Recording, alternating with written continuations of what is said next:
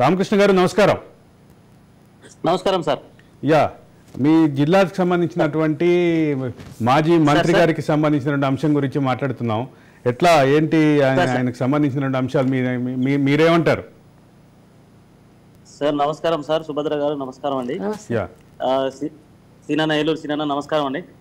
అన్న ఏం లేదు, ఈ తెలంగాణ అంటే భారతదేశ చరిత్ర లోపల తెలంగాణ ప్రజల యొక్క ఆకాంక్షల కొరకు ఎక్కడ కూడా చరిత్రలో ఎక్కడ కూడా గెస్ట్ ఆఫీసర్స్ అసోసియేషన్ లేవు. యా, కానీ కరెక్ట్. తెలంగాణలో గెస్ట్ ఆఫీసర్స్ అంతా కూడా ప్రజల ఆకాంక్షల కోరిక కొరకు ఏ సంఘం ఏర్పాటు చేసినా ఉద్యోగుల యొక్క సమస్యలు పరిష్కరించడానికి కొరకు సంఘం ఏర్పడతాయి. ఈ కొన్ని సంఘాలు దురదృష్టవశాత్తు తెలంగాణ ఉద్యమాన్ని తెలంగాణ రాష్ట్రాన్ని సాధించడానికి పనిచేసినటువంటి ఉద్యోగ సంఘాలు వ్యక్తిగతంగా స్వార్థం కొరకు పనిచేస్తూ ఈరోజు సంఘాల యొక్క ఉనికియే ప్రమాదం చేస్తున్నాయి. ఈరోజు ఉద్యోగులకు సంబంధించినటువంటి సమస్యలు అడిగే పరిస్థితి లేదు. అంత నియంత్రిత ధోరణి. ఉద్యోగ సంఘం అంటే ఏ సంఘమైనా సరే బైలా ప్రకారంగా ఒక 3 సంవత్సరాలు అధికారికంగా ప్రజాస్వామ్యబద్ధంగా ఎన్నిక కావాలి.